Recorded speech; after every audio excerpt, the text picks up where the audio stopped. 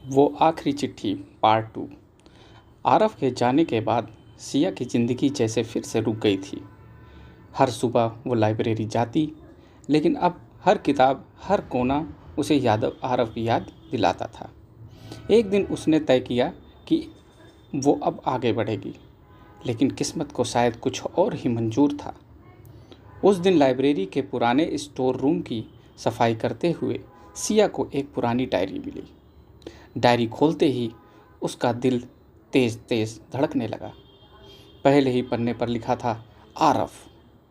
सिया के हाथ कांपने लगे। ये कहाँ, ये यहाँ कैसे? उसने धीरे धीरे पन्ने पलटने शुरू किए। डायरी में हर दिन का जिक्र था, उस बीमारी, उस दर्द और सिया के लिए उसका प्यार। लेकिन आखिरी पन्ने पर कुछ ऐसा लिखा था जिसने सिया को हिला दिया। अगर ये डायरी सिया तक पहुँचे तो इसका मतलब है कि मैं सच बता नहीं पाया। मेरी मौत सिर्फ बीमारी से नहीं होगी और कोई है जो मुझे मारना चाहता है। सिया की आंखें फैल गईं। ये क्या? उसके दिमाग में हजारों सवाल घूमने लगे। अचानक उसको याद आया, आरव जब आखिरी बार मिला था वो बहुत घबराया हुआ लग रहा था, जैसे किसी से डर रहा हो। उस रात सिया सो नहीं पाई। अगले दिन उसने तय किया वो सच का पता लगाएगी।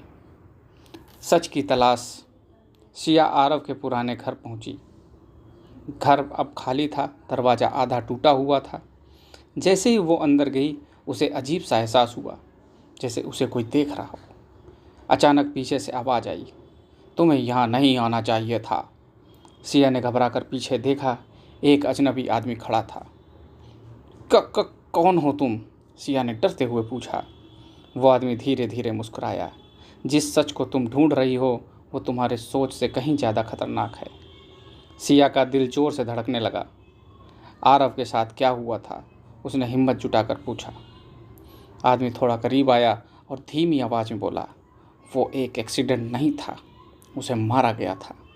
सिया के पैरों के तले ज़मीन खिसक गई। किसने? आदमी ने सीधे उसकी आंखों में देखा। तुम्हारे बहुत करीब के किसी ने। सिया को अचानक किसी का चेहरा याद आया। उसकी अपनी सबसे अच्छी दोस्त रिया। वो वही थी जो हर वक्त सिया के साथ थी, आरव के जाने के बाद भी। लेकिन क्या वो ऐसा कर सकती थी? तभी सिया का फ़ोन बजा। स्क्रीन पर नाम था रिया कॉलिंग। सिया के हाथ कांपने लगे। उसने धीरे से कॉल उठाया। सिया, तुम आरव के घर गई हो ना? सिया का दिल रुक सा गया। तुम्हें कैसे पता?